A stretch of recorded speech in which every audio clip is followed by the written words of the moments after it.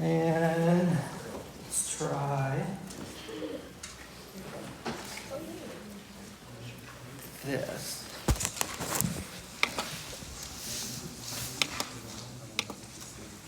Okay, we'll try working with that. So if I draw a bond like this, hydrochloric acid, what type of bond would we say that is? Ionic or covalent? Not ionic. It's covalent because it's sharing the electrons. So that line right there, okay, this line is representing 2 electrons, like this. Okay? And so for every bond line, we have 2 electrons. And what's happening here is that these electrons are being, well, not like that. Because how many electrons does the hydrogen want to have? It wants to have 2 electrons. So it shares 1 from the chlorine. And then how many electrons does chlorine want to have in its valence shell? 8 electrons. And so we already have the lone pairs right there. And then when it shares, it has the 8. Now, those lone pair, or those electrons right there, we draw them as if they're like a particle, that they're a dot. But they're not. They're a wave function, okay? Which is kind of mind-blowing a little bit to try to wrap your minds around that it behaves like a wave. And how do we represent those electrons when we're thinking of it in terms of a wave? It's an orbital.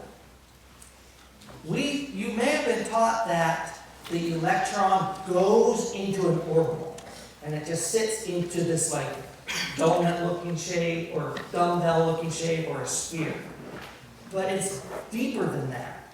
The shape of the orbital is not a place to house an electron. It is the electron.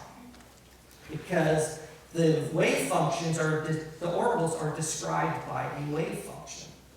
So we can look at it kind of like, this electron in the hydrogen is in which orbital? It is in a 1s orbital. And what does a 1s orbital look like? It looks like a sphere. And a lot of people will be, hey, we'll just stick that electron in that orbital. That's technically not correct, but that's kind of the verbiage we'll use. We'll say, hey, these electrons are in these orbitals. Okay? So we have a 1s for the hydrogen. And then we have the chlorine. Okay? And we have this right there. And that electron is in which orbital? That would be in a 2p orbital. Well, let's double check.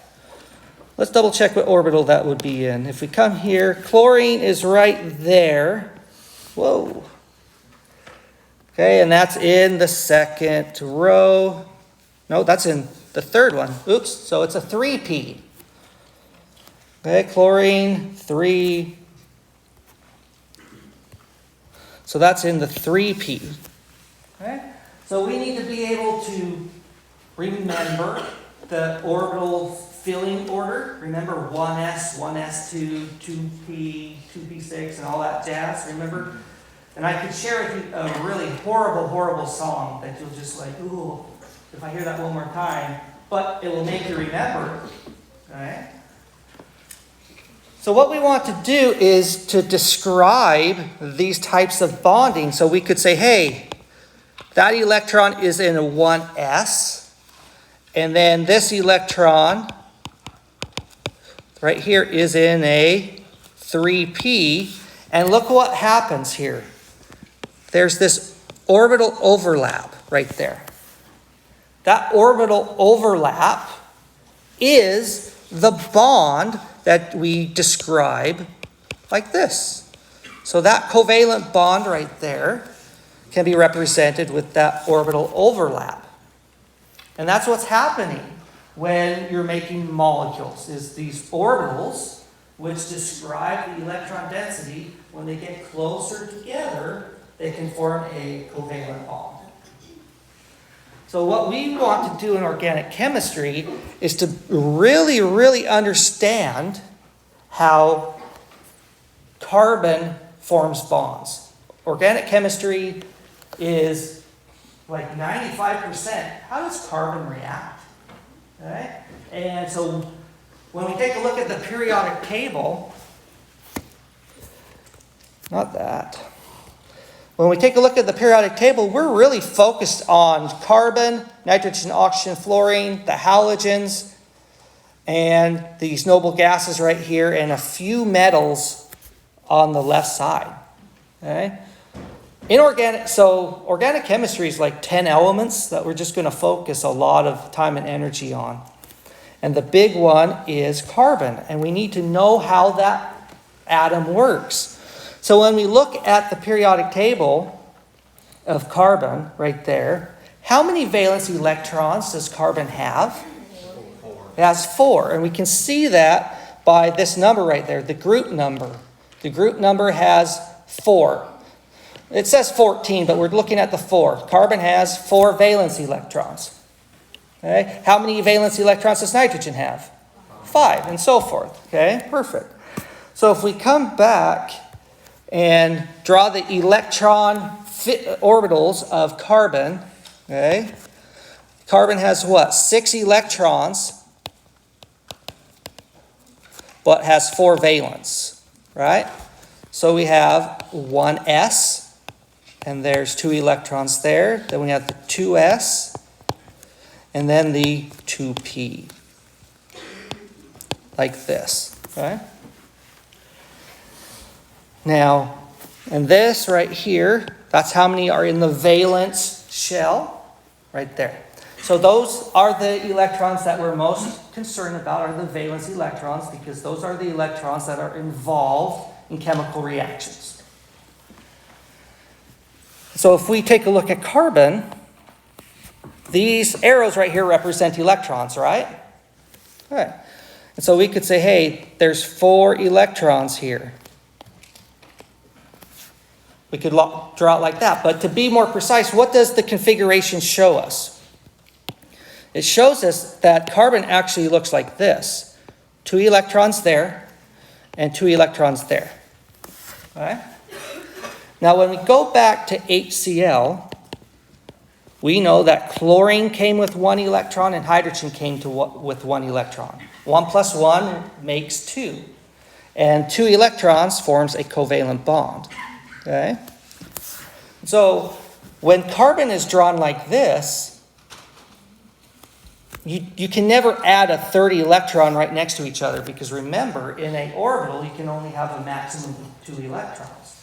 So carbon drawn like this doesn't look like it can actually form any bonds, because you need a carbon that looks like this in green, where you have a lone electron on all 4 sides. And carbon forms 4 bonds. That's what it wants to have to be neutral and happy.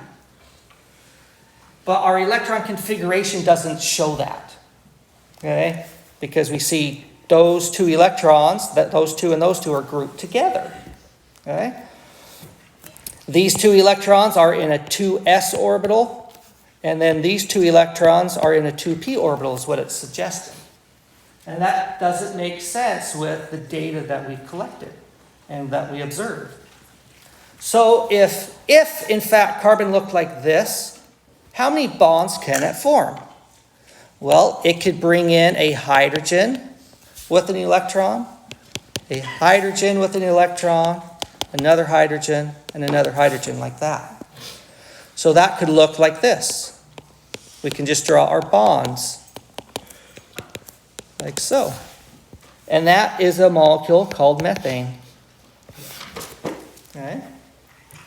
So that's how it bonds. And we'll talk a little bit more about that in a minute. But the way that I've drawn that molecule, I'm sorry that this is so small. And you can't really see it very well. So there's the model. Do you see how I just have the bonds like that? But take a close look at the molecule. Right? When I spin it Do you see how it's completely flat? That's not how carbon looks. Okay? It has a different three-dimensional shape. All right? And that methane actually looks like this.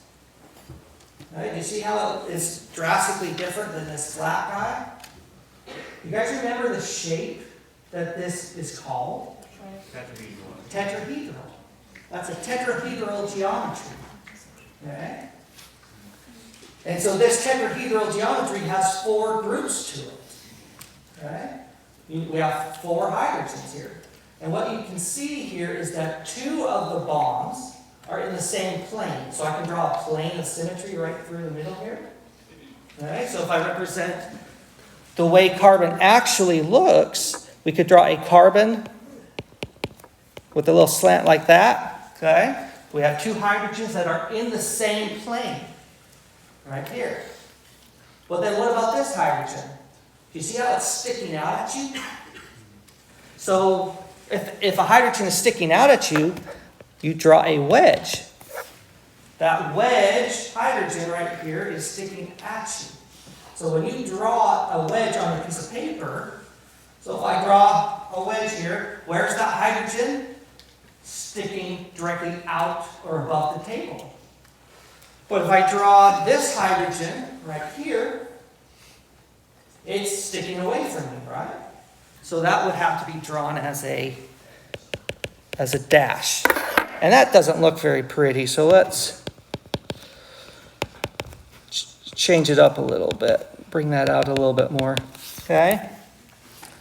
So we have a tetrahedral shape here. But what is its hybridization state? Okay? Now, when we take a look at the geometry, the electronic geometry here, okay, it looks more like this, right? Okay? And in that form, it can't make 4 bonds because it has 2 lone pairs. And so what has to happen? How do we make it look more like this? And that's called hybridization. We have to take those orbitals, the 2s and the 2p, and hybridize them into a tetrahedral looking geometry. And so when you take a look at an atom and ask, well, let's do it on here. When we take a look at methane or any molecule,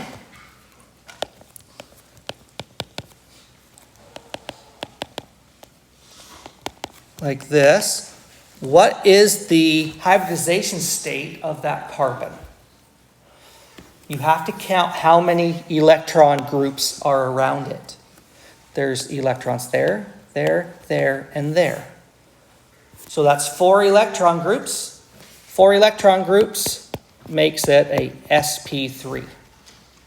And I'll talk about more about what that actually means in a minute. So if we take a look at, let's say, ammonia, we have a H, H, H, and it has a lone pair. What is the hybridization state of that ammonia? How many groups does it have? 1 electron group, 2, 3, 4. So that's sp3. What if I draw water? Like this.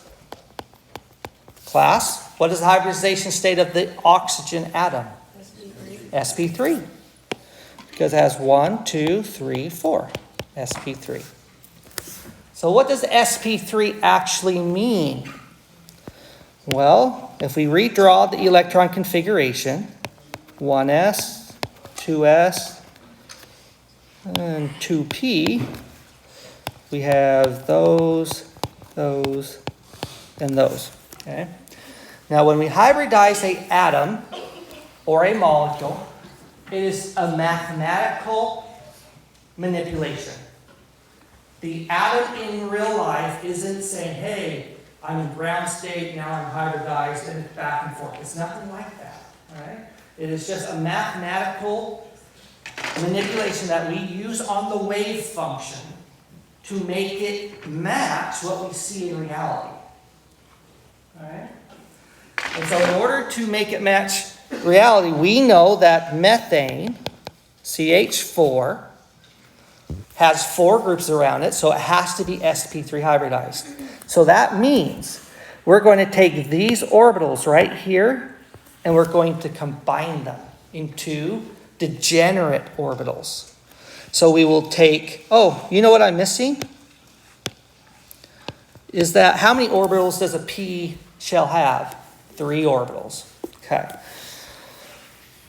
Now, so I take that back then, it would actually, the ground state would actually look like that. Okay, so let's fix that mistake. The ground state of carbon would actually look like that.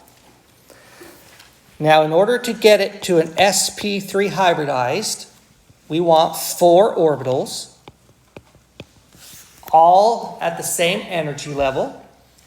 Okay, and degenerate means they're all at the same energy level. And now look at what can happen. If they're all degenerate orbitals, sp3, do you see now how our carbon can have those 4 electrons on each side of it? Now it can form 4 bonds.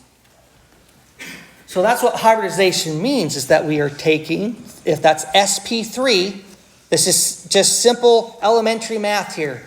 How many S's did I use? I used 1 S to hybridize. And how many p orbitals did I use? 3. 1, 2, 3. And I brought those over. And so I took those 4 orbitals that are at 2 different energy levels, and what did I do to them? I mushed them together to make 4 degenerate orbitals. So that's what sp3 means. And so now we have those right there.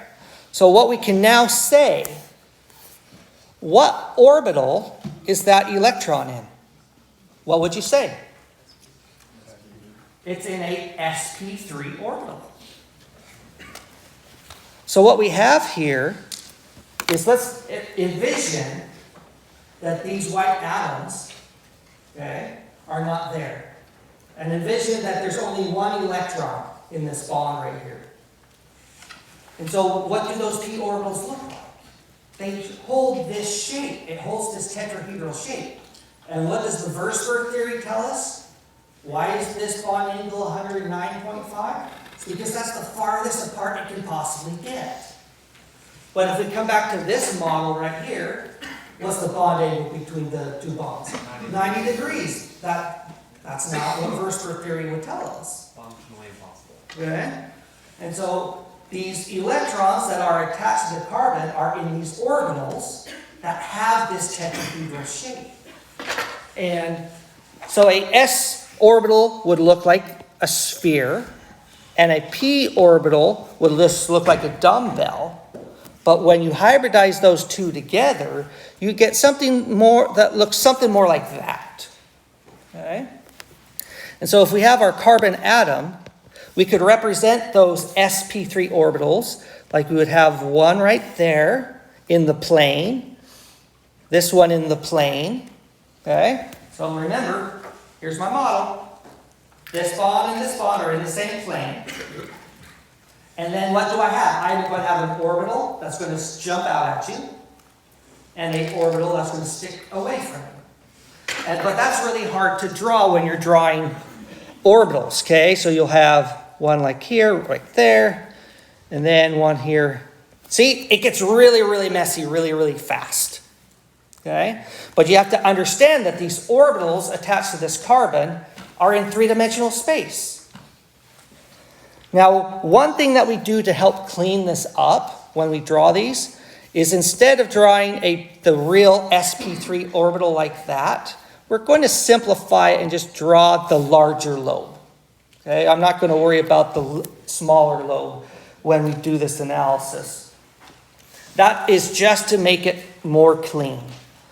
So what we can do is, now I want to take our methane molecule and draw all the bonds, okay, with orbitals. And I want you guys to tell me which orbitals are used and what interactions are occurring.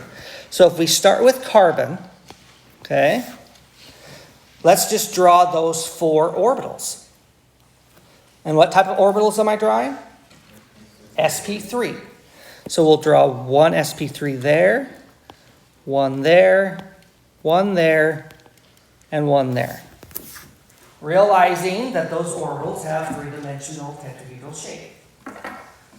Now, each one of those, okay, if we draw the hybridized configuration here, we have one electron in each of those, sp3. So I'm going to place an electron in each one of those orbitals. Okay, so I've accounted for all 4 of those. Does that make sense, what I've done there? I'm just keeping track of where the electrons are coming from. Now we want to make methane. And so that means we're going to have 4 hydrogens with 1 electron in them. But what orbital is the electron in on hydrogen? A 1s. Okay, so what I'm going to do is just represent that 1s like this. It's a sphere, right? Now, with that hydrogen 1s, there's going to be 4 of them. Okay? And so how many electrons did one of those hydrogens bring? It brought in another one. Then we have another, boom. And you see how I'm drawing these spheres in such a way as to get orbital overlap. So that part right there, that's orbital overlap. And that's responsible for the bonds that we see in methane. Like that. Those 2 molecules right there are saying the same thing. Now, looking at this orbital representation here, we see that that is a covalent bond. And why is that a covalent? Because it's a nonmetal and a nonmetal. When you see a metal and a nonmetal, that's ionic. So we have a covalent bond here. Okay? What orbitals are used to make this covalent bond would be a question. And you would say a hydrogen in a 1s forming a bond with a carbon with the sp3. Do you see how that little nomenclature right there, or that way of writing that, is describing what orbitals are used to form that covalent bond? You have to specify which atom it is and what the orbital that the electrons are in. So that is a molecular representation of methane. Now, one thing, this is a spoiler alert, we're going to come back to this in a minute, but that covalent bond there is also called a sigma bond. A sigma bond is simply with respect to the axis of the atoms. So we have a hydrogen here and a carbon here. Do you see how the orbital overlap of this sphere and this sp3 hybridized orbital is in this axis right here? It's head-to-head orbital overlap. And when you have this head-to-head or direct interaction within the axis of the molecule, that's called a sigma bond. And we can represent that with the Greek symbol sigma. Okay? So we could also describe this bond right here, or this bond right here, as a sigma bond between a 1s and a sp3 hybridized carbon. Now if we take that and now expand our knowledge here, let's describe the bonding of a molecule called ethene. So that's one where we have a carbon double bonded to another carbon and a hydrogen. Like that.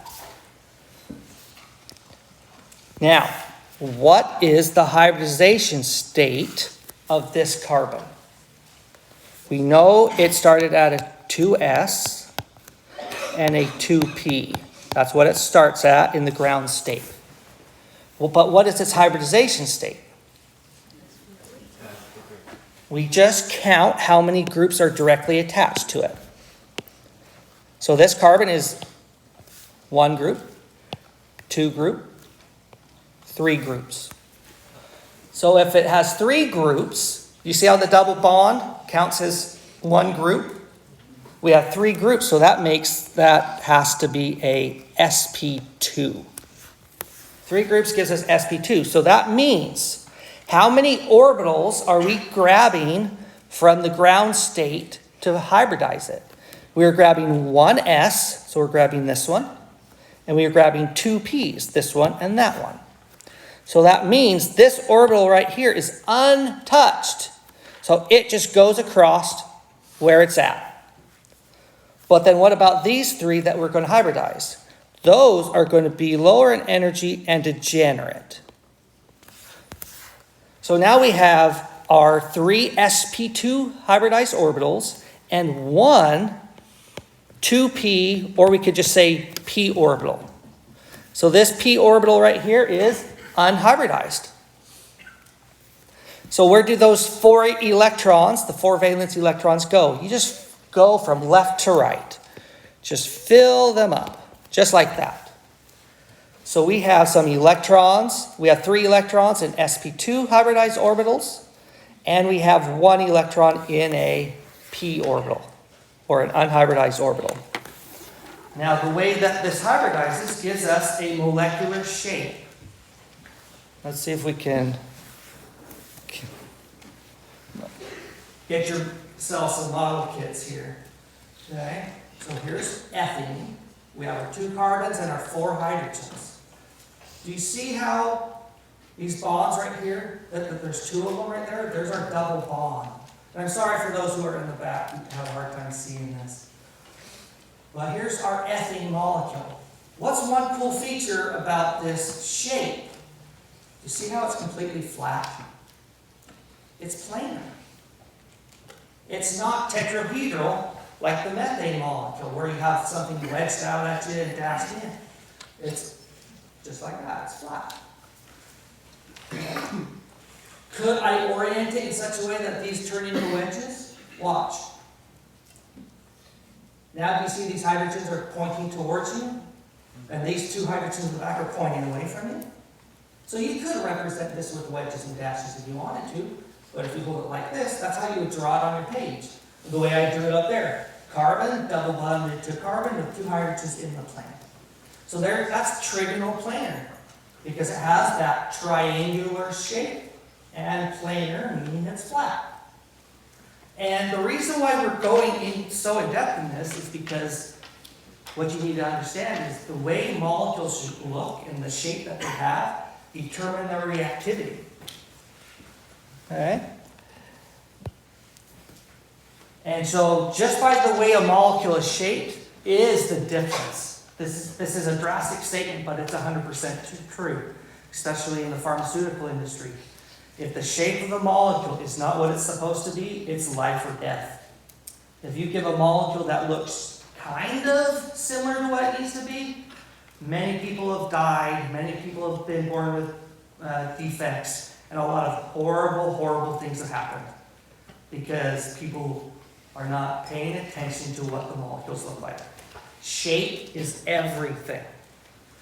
So when we take a look at ethene right here, let's draw the orbitals that are associated with this. But now this molecule is a whole lot more complicated, because now we have, let's call that carbon 1 and carbon 2.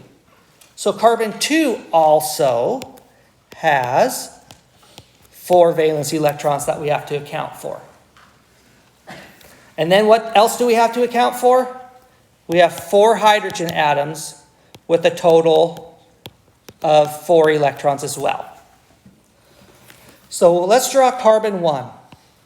So what does it have? When we look at our model here, where should the orbital be? Where should the sp2 orbital be?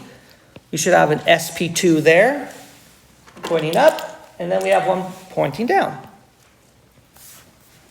And then where would that other sp orbital be? It's right in between the 2 carbons. So we will draw it like that. Got to move the iPad. There we go. Okay, so that carbon 1, I'm going to draw in the electrons. Okay, so and what orbitals did I just draw? The sp2 hybridized orbitals. So those are sp2. So if we could write that in there if we want, sp2, sp2, sp2. And what electrons did I account for? That one, and that one. Do you see how I haven't dealt with that one yet? Well, where does that one go? What orbital does it say it's in? A p orbital.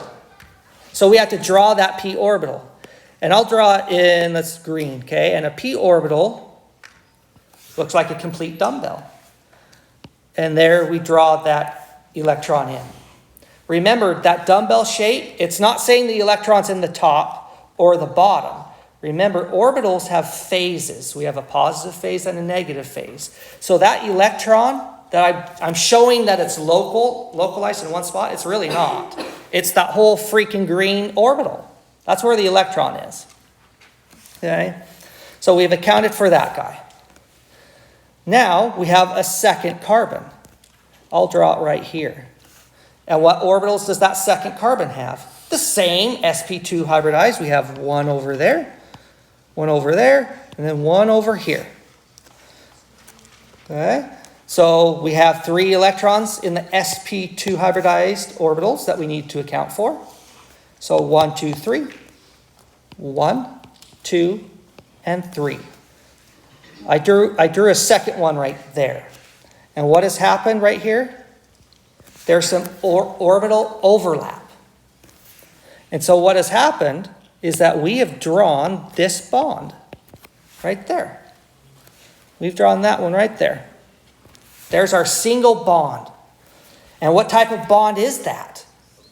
That's a sigma bond. These orbitals right here, there's our sp2.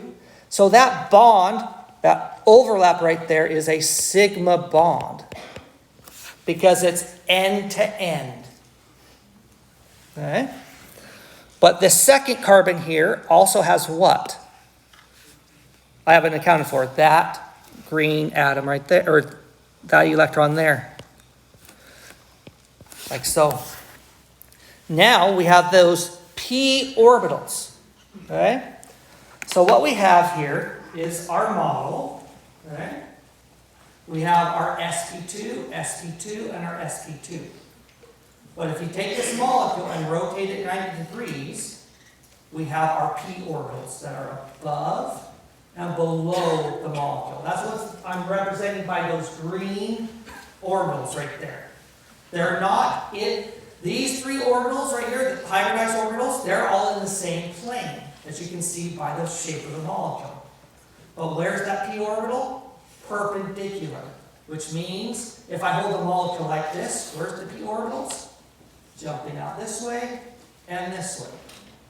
If I tip it this way, they're above and below. So those p orbitals are above and below the plane of the molecule. Okay? And those orbitals actually do interact with one another and form a bond. It forms the double bond. And that double bond, you can see it's in my model. You see 2 bonds between the 2 carbons. But when you have orbital overlap above and below the main axis of the molecule, that is called a pi bond. And you've already learned this. Let's see if you guys remember. Which bond is stronger, a sigma bond or a pi bond? A sigma bond, because there's more orbital overlap.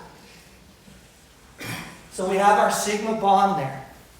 Okay, so that's representing there. Now let's draw in our hydrogens. Our hydrogens come in with a 1s. Okay, like this. So now we can describe ethene. We could describe these bonds right here in purple. What's the orbital overlap between this bond, this hydrogen, this carbon? It is a hydrogen, 1s, and what? A carbon, sp2. Because we are using a sp2 hybridized orbital to form this bond. So if we take a look at this black one, what can we say that describes that black sigma bond? That would be a carbon sp2 and a carbon sp2. Because those are the two orbitals right there that are involved in that orbital overlap. And then what could we say to describe that green bond right there? What orbitals are used? We have a carbon with a p orbital and a p orbital. Question? So that double bond right there is composed of a sigma bond that's represented with the black bond line, and then a pi bond that's represented by the green bond. Any questions up to that point? Now, your textbook does have the prettier pictures where they can show these orbitals that they don't look as messy as my hand-drawn images here. So if this is kind of like convoluted to you, your textbook has the very nice looking pictures, okay? But you need to be able to do this on your own. If I give you a molecule, I need you to figure out what bonds are present. What is the hybridization state? What orbitals are used to form these bonds? So we have to go through one more example before you have all the tools that you need in order to predict or tell me what type of bonds are used in molecules. So let's do this molecule right here. So we have ethyne, which is 2 carbons. We have a triple bond here. And that's what I'm showing you with this model right here. There's going to be 3 bonds right here. And look at the shape.